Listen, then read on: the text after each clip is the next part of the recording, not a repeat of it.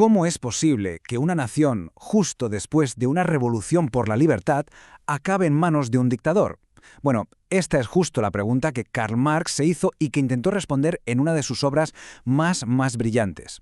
Hoy vamos a meternos de lleno en su análisis de El 18 Brumario de Luis Bonaparte, no solo para entender qué pasó en el siglo XIX, sino para llevarnos unas cuantas herramientas que, la verdad, nos vienen muy bien para leer la política de hoy en día.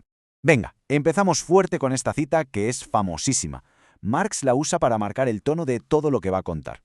Pensemos, la primera vez, Napoleón Bonaparte, una auténtica tragedia que cambió el mundo. La segunda, su sobrino, Luis Bonaparte, que fue, una farsa. Una repetición de la historia que roza lo cómico, lo absurdo. Pero claro, la gran pregunta es, ¿cómo pudo ocurrir semejante farsa? Aquí tenemos el rompecabezas. A ver, situémonos. Estamos en 1848. Francia acaba de echar al rey y proclama la Segunda República. El ambiente es de fervor, de revolución. Y sin embargo, solo 3 años más tarde, en diciembre de 1851, el sobrino de Napoleón, un tipo que muchos veían casi como una caricatura, da un golpe de estado y se nombra emperador. Es que es para pensárselo, ¿eh? Esto nos lleva directamente a una pregunta clave. Esta es la pregunta del millón, la que mueve todo el análisis. Y la respuesta, ojo, no es que tuviera un golpe de suerte. Para nada. Aquí es donde vemos la genialidad de Marx. Para resolver el misterio, nos dice que no hay que mirar al hombre, sino a las grietas de la sociedad, a las tensiones que le permitieron colarse y llegar hasta arriba del todo. Según Marx, la historia no la hacen los individuos por pura voluntad.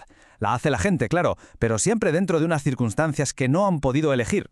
Así que, para entender la farsa de 1851, hay que dejar de obsesionarse con el gran hombre y empezar a analizar la estructura social. Esto es, por un lado, las tensiones económicas, lo que él llama materialismo histórico, y por otro, el conflicto constante entre las distintas clases sociales, o sea, la lucha de clases. De acuerdo, pues vamos a ver cómo estaba ese tablero de juego. Para entender por qué subió Bonaparte, lo primero es ver el bloqueo, el punto muerto en el que estaban las principales fuerzas sociales de Francia. Cada una, por supuesto, con sus intereses, sus miedos y sus ambiciones. Entonces, la clave de todo es esta. La burguesía, que tiene el poder económico, tiene un pánico atroz al proletariado, mucho más de lo que valora su propio poder político. El proletariado, por su lado, acaba de ser aplastado, está fuera de juego, y el campesinado, que es la clase más grande, está totalmente fragmentado y no participa en política. El resultado, un empate técnico, un equilibrio de debilidades. Ninguna clase es lo bastante fuerte para imponerse, y eso crea un vacío de poder gigantesco, listo para que alguien lo ocupe. Y este es el momento decisivo, clarísimo. En junio de 1848, la propia burguesía republicana reprime con una violencia brutal a los obreros de París. Al hacer eso, está eligiendo. Elige la seguridad de su propiedad por encima de cualquier principio democrático. Y claro, al sacrificar la libertad para mantener el orden, la burguesía le preparó el terreno a un autoritario que prometía justo eso, orden, costase lo que costase. Pero bueno, lo más interesante del análisis de Marx es que el poder no estaba solo en las clases sociales. Había otro jugador en la partida. Uno enorme, que a menudo no se ve y que llevaba siglos creciendo sin parar, la propia maquinaria del Estado. Esta es una de las ideas más potentes del libro, y es fundamental para entender cómo funciona la administración pública. Marx no ve el Estado como una especie de árbitro neutral, para nada. Lo ve como una estructura gigantesca, casi como un parásito que tiene sus propios intereses. Una máquina que vive de la sociedad y que acumula un poder inmenso, sin importar quién esté al mando en ese momento. Y ojo, que esta máquina no es algo abstracto.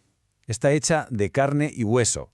Cientos de miles de funcionarios, soldados, jueces, curas. Controla absolutamente todo, desde los impuestos hasta la construcción de carreteras. Es un poder ejecutivo centralizado que se mete en cada rincón de la vida de la gente. Y ese es el verdadero premio gordo del poder político. Aquí está la clave para entender la administración pública. Da igual el régimen, la monarquía absoluta, la Revolución Francesa, el propio Napoleón, cada gobierno que llegaba no desmantelaba esta máquina burocrática. Al revés, la hacía más grande, más eficaz, más centralizada. La política dejó de tratar sobre cómo gobernar la sociedad y pasó a ser simplemente una lucha por ver quién se quedaba con el control de esta increíble máquina de poder. Y en este escenario, con las clases sociales paralizadas y una maquinaria estatal enorme lista para ser usada, es cuando aparece Luis Bonaparte. Ojo, no era ningún genio, pero se dio cuenta de algo fundamental. No necesitaba el apoyo real de ninguna clase para gobernar. Solo necesitaba una cosa: el control de la máquina. Su estrategia fue, la verdad, magistral, de tan simple que era. Se vendió como el salvador de la nación, como un tipo imparcial que estaba por encima de las peleas entre burgueses y obreros. A la burguesía le prometió orden, a los militares gloria y a los campesinos protección. Su poder no venía de representar a una clase, sino de hacerle creer a todo el mundo que no representaba a ninguna, mientras se hacía con todo. Ahora, dicho esto, sí que tenía una base de apoyo que fue crucial: el campesinado. Esta masa de gente, pequeños propietarios de tierras, aislados, muy conservadores, veían el apellido Napoleón como un símbolo de estabilidad, de la gloria de antes. No votaban por un programa político, votaban por un nombre, por un mito. Bonaparte era para ellos el que les iba a proteger de los impuestos de la ciudad y del desorden de los socialistas. Y así gobernó. Prometía a los banqueros grandes proyectos, a los trabajadores obras públicas, a los campesinos proteger sus tierras, a cada uno lo que quería oír. Pero en realidad lo que estaba haciendo era usar los recursos del Estado para llenarle los bolsillos a su círculo de fieles y, sobre todo, para reforzar su control personal sobre el ejército, la policía y la burocracia. Y así, poco a poco, fue haciendo que el Estado fuera cada vez más independiente de la sociedad a la que se suponía que debía servir.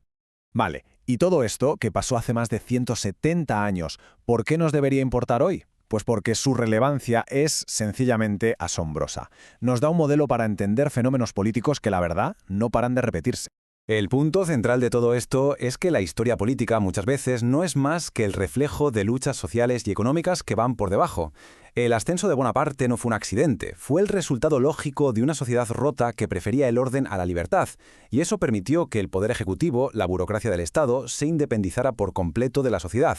Estas son las lecciones que nos quedan, las que siguen valiendo hoy. Nos recuerdan que, en épocas de mucha polarización, la idea de un líder fuerte que lo solucione todo puede ser muy atractiva. Que una burocracia enorme puede acabar funcionando para sí misma y que la clase dominante económicamente podría estar dispuesta a ceder el poder político directo con tal de que alguien le garantice que sus intereses materiales están a salvo. Y esto nos deja con una pregunta final, que es tan relevante hoy como lo era en 1851. Porque el análisis de Marx nos enseña que la respuesta puede ser bastante aterradora. A veces, una sociedad está dispuesta a sacrificarlo casi todo: la libertad, la democracia, incluso el control sobre su propio futuro. Una lección de la historia que, desde luego, no deberíamos olvidar nunca.